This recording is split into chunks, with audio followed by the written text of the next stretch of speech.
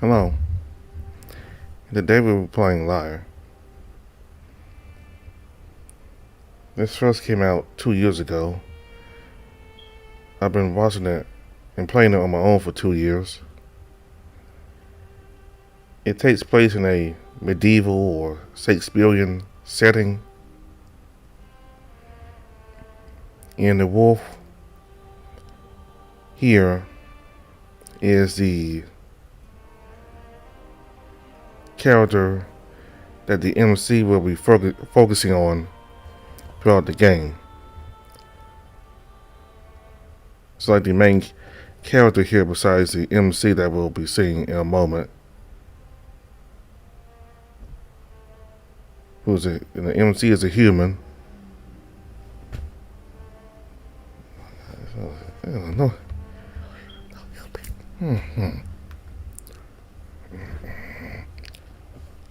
Hell. You bit. Hell.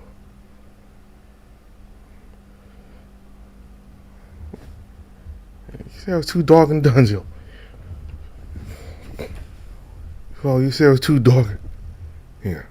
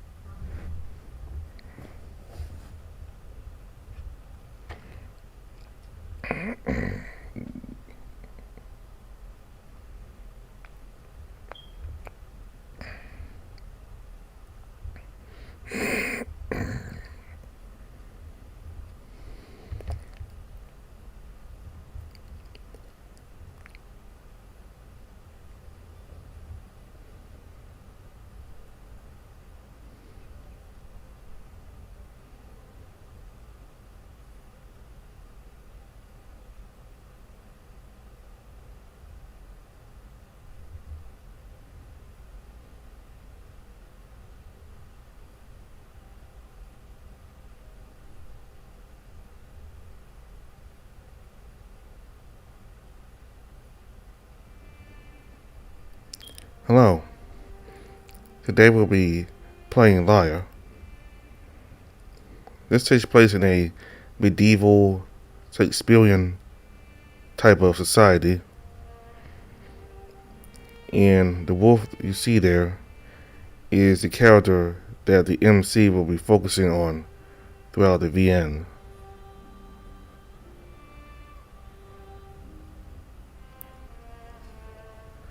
So I've been playing this for 2 years since it first came out. And it's a very good VN that you should download and check out for yourself. Go ahead and start.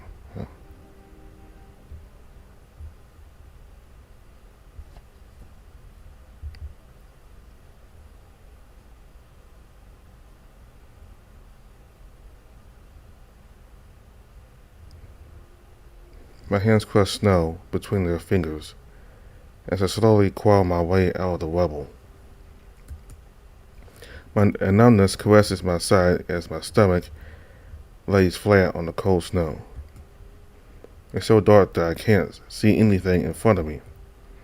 I can hear clutter and chaos all around, but it's very faint. Another whisper. I lay my face into my arm and rest for a moment. My nose feels like it might just fall off. Breathing through it hurts. I can hear men shouting, some of them yelling in pain. My mouth tastes like metal. Suddenly through all the chaos, I hear a voice. Is that him? Get him out of here, quickly. Lyrian soldiers. A pair of arms grab me under my armpits, and the movement makes it harder to hold onto reality. I slowly succumb to sleep my body has been yearning for.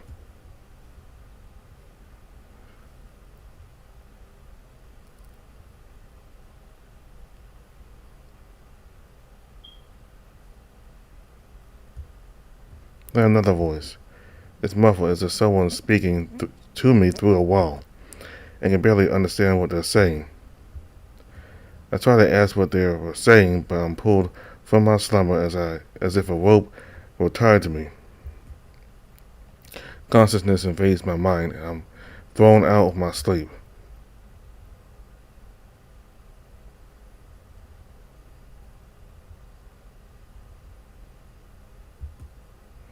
I roll over on the cool bed seats, feeling the air around me compress.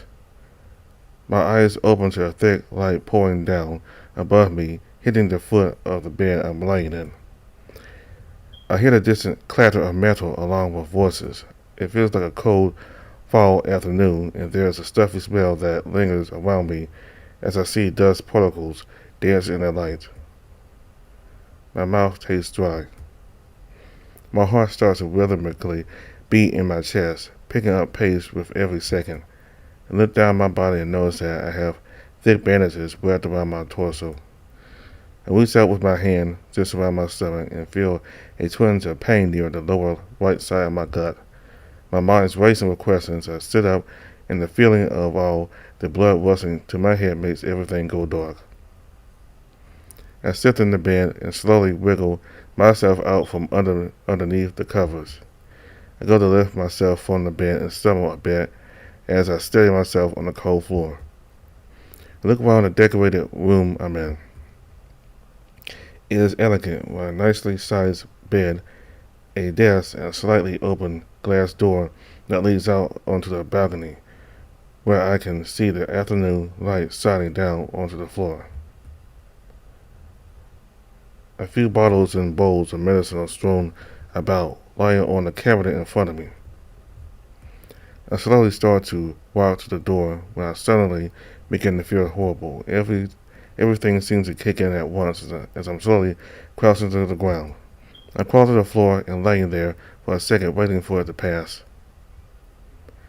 As I lay there, feeling my insides twist around and dance in my body, the door opens and I'm met with a creepy figure in a dark green robe, wearing a pointed mask and a hat. They look as if they were about to do something but stop in the doorway. I feel their gaze fall on me from behind the dark goggles. "Ah, you're away. Good, yes."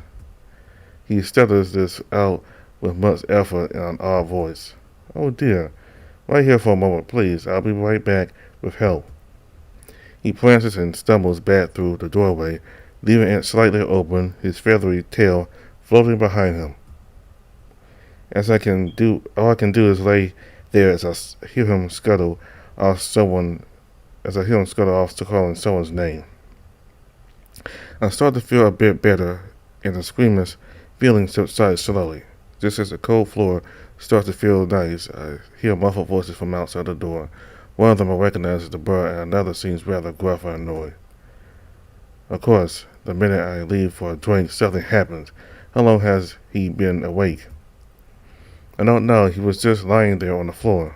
Is he okay? Well, not exactly. He seemed to be in some pain, but that's suspected. Or maybe he was just scared of you. What are you getting at? That mask makes you look ridiculous. It's a safety precaution. I hear the footsteps and voices get closer until they're right outside the door. You'd never catch me wearing one of those. The cloaked bird shuffles into the room, carrying a bag. Walking behind him is a wolfman of sorts. He is very tall and muscular, almost having to bend over to walk through the doorway. He closes the door behind him. His right eye is scarred as he has a semi-annoyed expression on his face, contrary to his tail slightly swishing left to right. His clothing is simply elegant, large, white, and bulky with fur trimming and metal plate armor. A large white cape drapes behind him with a blue interior. I see a symbol on the breastplate, which I can somewhat recognize as the king's family sigil, a pair of antlers stretching high. He is coated with dark brown fur, which is very fluffy around the neck. His eyes trail around the room, landing on me. He then walks forward and begins to speak. "Do you need any help?" I nod my head.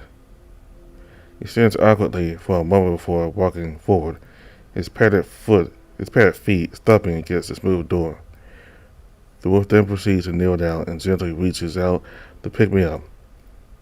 He pauses before hesitantly touching me, reaching under my legs with his paw, and then reaches with his other arm around my back and grips my shoulder. The wolf lifts me up and adjusts me in his grip so that I don't fall. His neck fur graces against my face as he carries me over to the bed and lays me down in it, gently reclining me back against one of the large pillows. I mumble out some appreciation. "Thank you," he grunts response. "God, Lyre, it's fucking cold in here. At least makes him decent and give him a shirt to wear. Clothing would mess with the bandages and fresh air would do him some good. Besides, how are you cold?" "I'm not, but the floor feels like ice." I'm sure that he's fine. I sit up in bed with some hesitation and open my mouth to speak. "Who are you?" The two turn and look at me as Lyre makes a motion to speak, the wolf places a paw on his shoulder. "My name is Lyre. I'm the commander of the Royal Guard, and this is the royal family's physician, Lyre." He says this with a certain twinge of proudness, his tail swishing slightly. "Yes, I'm sure we can dispense with the formalities for now. Do you remember anything before the quest?" I let down my torso and the two connect. "So that's what happened. You can't remember?"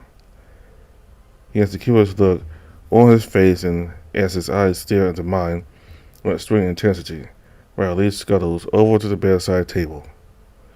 "Kind of. It's all a bit vague. Here, have some water." Lyre walks over to me, carrying a small goblet of water. I sip it cautiously, bringing it to my lips, taking a short drink. Slowly, it all starts to come back to me as if I had just woken up after a horrible dream. I was on my way north to the kingdom of Lyre as an ambassador for the kingdom of Erin. During a cold and rainy night on the 11th day of travel, as we were nearing the outskirts of the kingdom, I remember minding my own business in the small, closed-off cart. Suddenly, there was a loud rumbling noise and shouting. That's all I could hear. I can't really remember much of what happened, just everything before blacking out. On the mountain pass, just outside the city, there was an avalanche. It wiped through most of your small entourage and killed some men.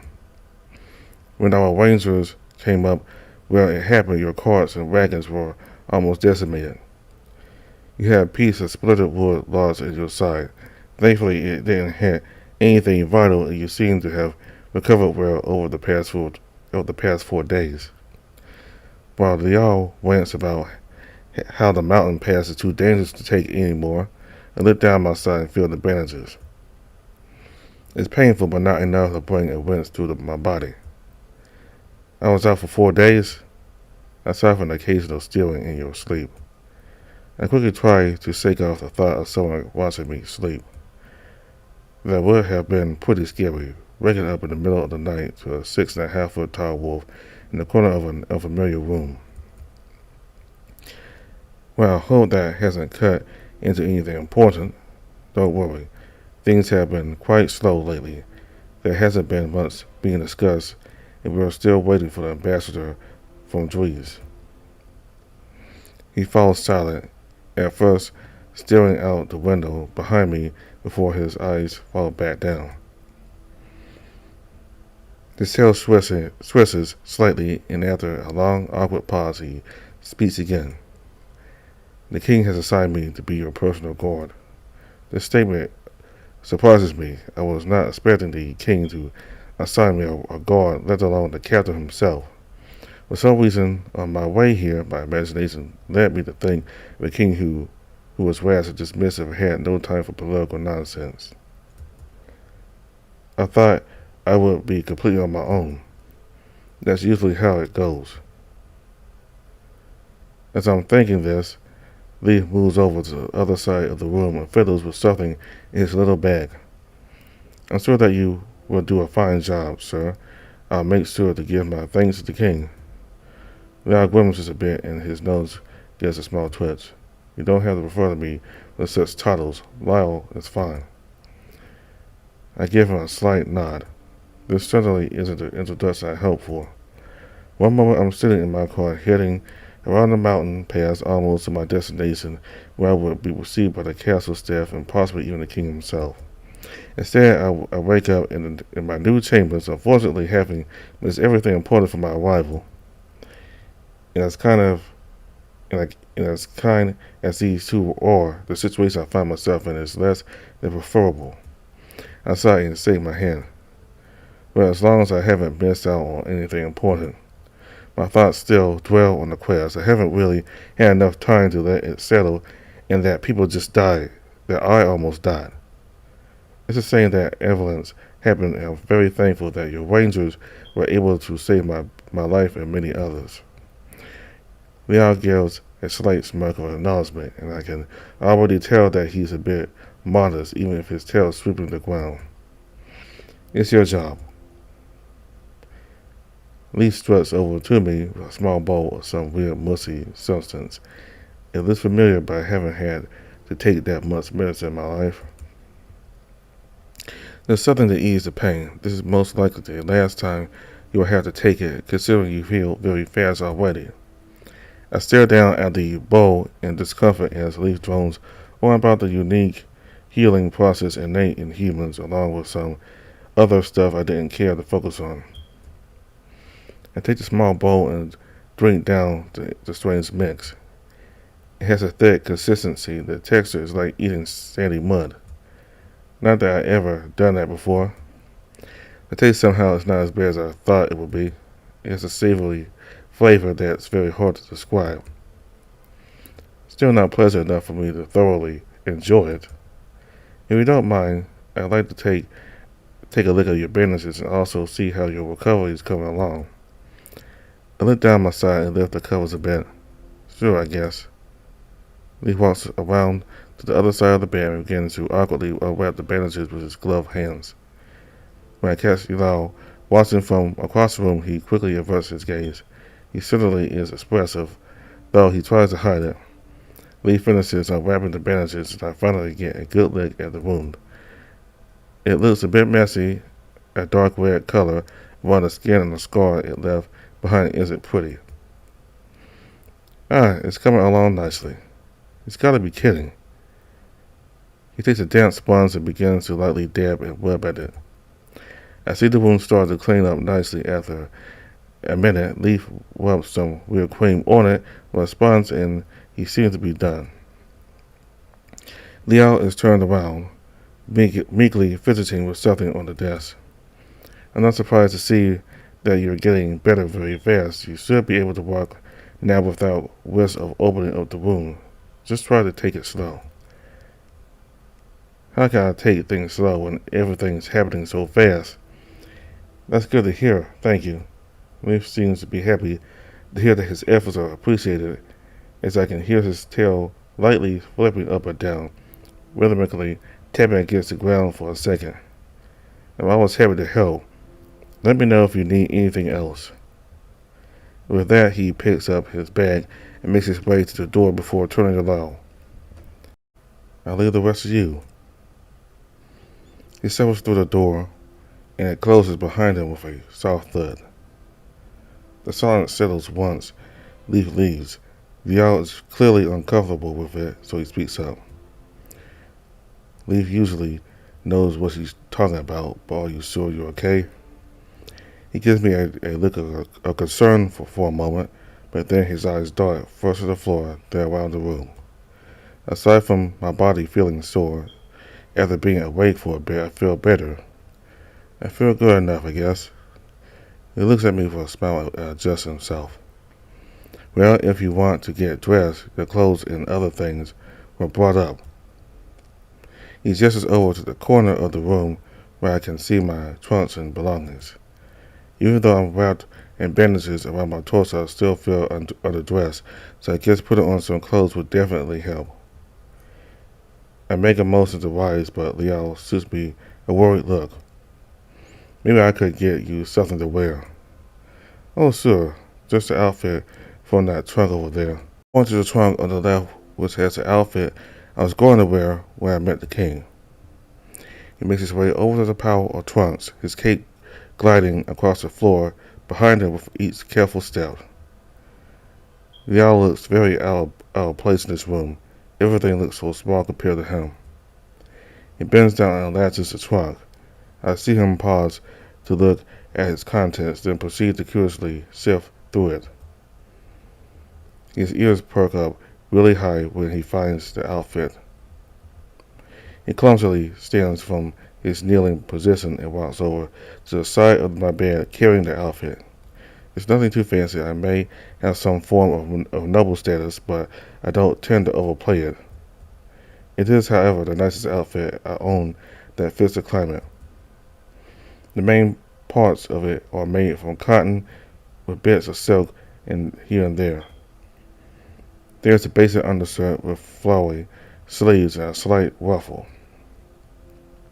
The trousers are layered and tight-fitting with pockets on the side. Tailcoats usually are not my favorite article of clothing to wear. Usually I lean towards robes or jackets. There is some fur and there is a small scarf that I can wrap around my neck and tuck into the vest. Lyre places the outfit on the bed and takes a step back. Is this the one? He says this with a bit of worry, as if he made the wrong decision. Yeah, this is it. I sit up and grab onto the pair of pants. I go to change and realize what's wrong with this. Should I bathe first? Lyre looks at me with a dismissive gaze, then talks. You smell fine to me. I guess someone like him would be the best judge of that. I go to unbutton my trousers aside, but realizing that he's watching. Do you mind looking the other way? Oh, of course. He quickly turns on his heel and stands at the other side of the room, staring out the window, the light eclipsing around his dark fur. I take off my trousers and undergarments, put on a fresh new pair, and then fasten the new slacks. As I secure the last button, I lift my head and speak in his direction. Okay, you're good. Sorry. He turns away from the window quickly as if he was flustered with something happening outside. I reach down for the shirt and bring it up over my head. As my arm rises above my head, I feel a sharp pain in my side and wince. Lyre clearly see this. Maybe I should help. No, really, it's fine. I just need to. I slide my arms through the sleeves and my head pops up through the collar. Before I'm even able to finish putting the vest on, Lyre is walking around to the other side of the bed carrying the tailcoat. He lifts it up, motioning to put it on me. He drapes the coat over me slowly, with the collar fitting around my neck. I carefully embrace it and start putting it on. So you're going to be my guard? If you'll have me. He says this with a solemn look on his face. I guess it wouldn't hurt. I really don't mind it. I don't know if I'll need the protection, but it's always nice to be prepared. It's also nice to have a guide of sorts to show me around. It definitely would help. Almost half of your men were wiped out in that disaster. The king thought that you could use some extra paws. I can sell you the castle and escort you around town. I would like that a lot, although I don't know if I'll have the time for it. That sounds nice. The king also thought that you might like to have someone in a high position that you can trust. He says this with a certain proudness in his voice and a slight smile. I decide to humor him. What makes you think I trust you? He starts moving one of the sleeves up my arm for a moment, then starts again, and his mouth twists into an embarrassed smile. Don't worry, I jest. Very funny. He grumbles to himself as I fasten the buttons on the front. So watch me while I slept?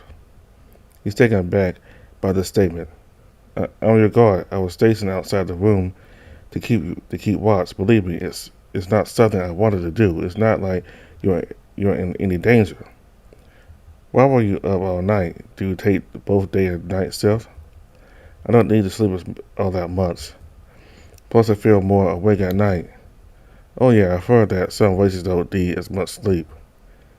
Maybe 3 to 4 hours for a 24-hour period. I guess that's good for someone in his position. Well, it's fine again. I was only joking. I do enjoy watching this wolf get flustered. You're just full of jokes, aren't you? He shakes his head with a slight laugh, sighing as he looks at the floor. One of his teeth hangs out of his mouth in a goofy way. I take this moment of silence to get down to business. Does the king request my presence? I realized that it was a bit foolish of me to dress for the occasion before even considering that I might not even get to meet the king today. I'm just looking forward to meeting him and discussing certain matters that pertain to my job. I'm not even sure the king knows that you're awake at this moment, but I assume he will find out shortly. Most likely you'll be able to speak to him during supper tomorrow. That does sound interesting. I definitely wouldn't mind having a nice meal right now. Speaking of supper, I'm very hungry. Don't worry, that's already been taken care of. We will have sent for one of the servers to bring you some food by now. Especially since they won't have to feed you with that weird tube. Did they seriously have to do that? I feel sick at the thought. Only twice, and don't worry, it's not that bad. That little twerp may be a bit weird at times, but he knows his way around medicine and has been able to achieve things most wouldn't even imagine to be possible. Lyre has an odd relationship with the bird. It sounds like he respects him, though. From what I've seen, he seems to know his way around his work, and I trust him. He seems pretty jumpy, though. I wouldn't imagine he's the best at surgery. Then again, I'm still here. Unless he had help. So how did you find yourself in your position? Well, that came out of nowhere. I think for a moment about what I should say. I don't want to give away too much about myself. When I was granted nobility in the West, I'm good at what I do. At least I like to think that I am. Sometimes I feel like others have done all the work for me. The look on y'all's face tells me that was a bit too vague. What, that's it? He has an unsatisfied look on his face. But then he shrugs. I'm sure there's more to it. Well, if I'm going to tell you my life story, you better tell me yours. And I'll need a drink. Deal. It's not even the 18th hour by the time the sun sets. Behind the mountains, I'm forced to light a candle. I've taken off most of my outfit, folded it, and set it down into the corner for the mall. Lyre is reclining in one of the chairs, telling me about when he was a squire, when there is a knock at the door. His ears perk up and he stares at the air. I thought I smelled food. Really? Because all I can smell is wine. He stumbles getting up, yet confidently walks over to the door. Though he tries to hide it, he's a bit tipsy. He opens it and greets the server. A cart is pushed in as Lyre steps back. The cart is filled to the brim with all different types of food. I see a roasted duck, cooked fish, all laid on greens, surrounded by vegetables. I recognize these delicacies due to them being abundant where I'm from. There's some bread and cheese with a weird sauce in a bowl off to the side. On a side tray, there's a fresh bottle of wine with what looks like to be a piece of bit. Thank you. I call out to the server standing in the doorway. He nods in acknowledgement and leaves. Lyre stands there for a moment before adjusting his cape. Well, enjoy your meal. He makes you leave the room, but I speak up. Oh, you're not going to join me? He pauses for a moment and turns to answer. That's very generous of you, but I'll just go to eat in my quarters later. Besides, I already rated you of your wine. And I have stuff that I need to do. I'm sad that I have to see him go, but he also looks a bit conflicted. I don't think I can be alone right now. I need some company after everything that's happened. Oh, come on, I insist. Besides, this is way too much food, even for someone who hasn't had a proper meal in days. He turns away from the door before closing it with a smile on his face. Well, if it's okay with you, then I guess I can stay. He walks back over to one of the chairs and sits down. The fish looks really good, so I grab some of that first. There's a piece of parchment placed in the center of the tray. I pick up the note and read it. Enjoy. Oh, maybe that's the self. Once I'm done, Lyre begins filling up his plate. He takes quite a bit of it, and most of the duck is gone by the time he's done plating his food. And I thought that I was taking a lot. He plops into his chair and starts to eat. After a few minutes of somewhat quiet eating, he continues his story. Anyway, I was a squire for Lord Byron up until the age of 19. There was made an anointed knight by the king. Well, that's really a young age to become a knight. And now that you're the captain. Yep. How old are you now? 22. You're a captain of the guard and you're only 22. I blurt this out before immediately regretting it. I'm only just about to turn 20 and I'm already being sent far away on diplomatic mission, so I guess I shouldn't be talking. But still, most people aren't even knighted until they're 21. Believe me, I was just as surprised as you are. But a captain usually has a next in line selected in case they die. When Sir Wunar died, he had me chosen as his successor.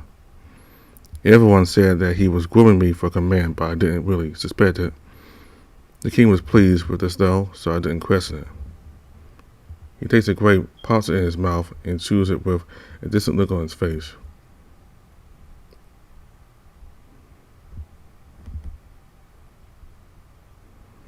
Do you not want to be captain? He stops chewing for a moment, then keeps going. It's something that I wanted, but it just happened so fast. Yeah, I understand. It must be stressful being put into a position like that so fast. Well, I'm sure you're doing a good job. I hope so. He takes another drink from his cup. He takes another bite from my fist. It's soft and basically melts in my mouth. It's the best food I've had in a long time. Maybe it's because I was so hungry. The fish tastes considerably different from the fish off the coast of Erin. Lyre empties his cup and then reaches for the pitcher to pour some more. So, Richard, how old are you?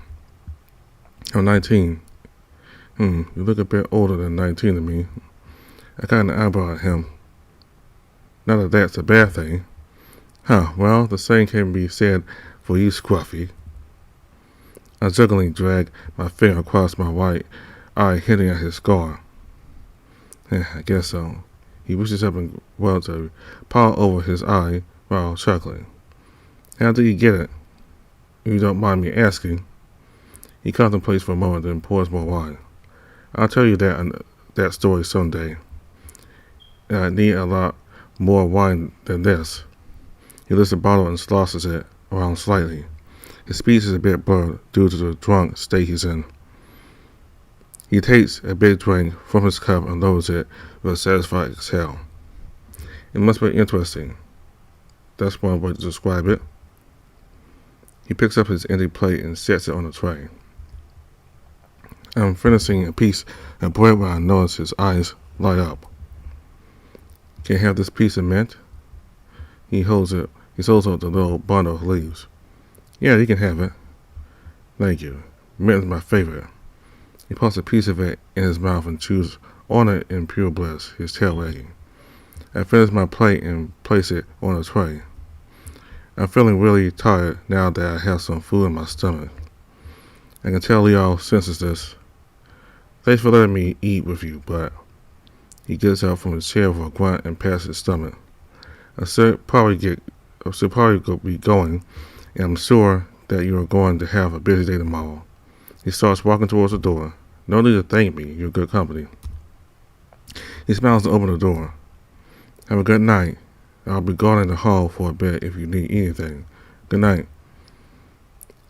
He kind of stumbles through the door and it closes with a thud. I take off the rest of my outfit, blow out the candle, and then fall into bed. Today was certainly a strange day. I've only been awake for a couple of hours, but I feel so tired. My side Still feels a bit sore, but should get better with time.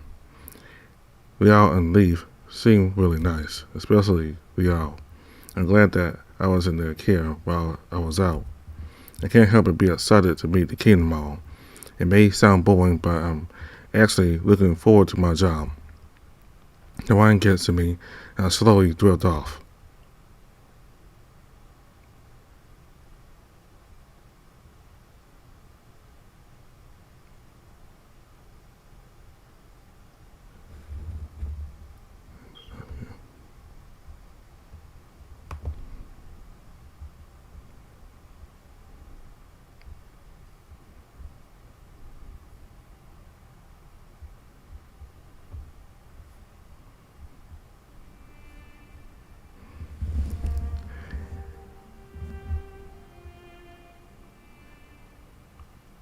So we got to see meet the MC, who is a human, and Lyre, who is the captain of the Royal Guard.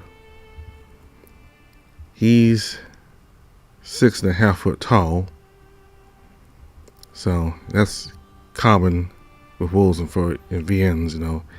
They're well over 6 feet tall or over 7 feet. So he seems really nice. Maybe a little too nice. Some people, though, when people get a little too nice, that does kind of raise my suspicions, but for now, I'll say that Lyre is very nice. But I already read the game, so I know everything that happens.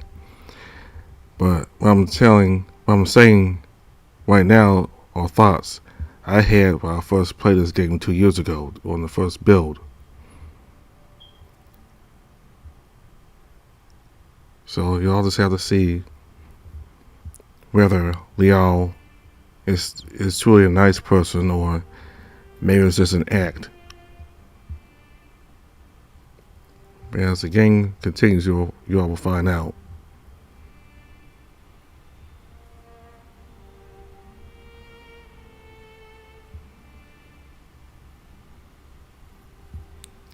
And the doctor was helpful also.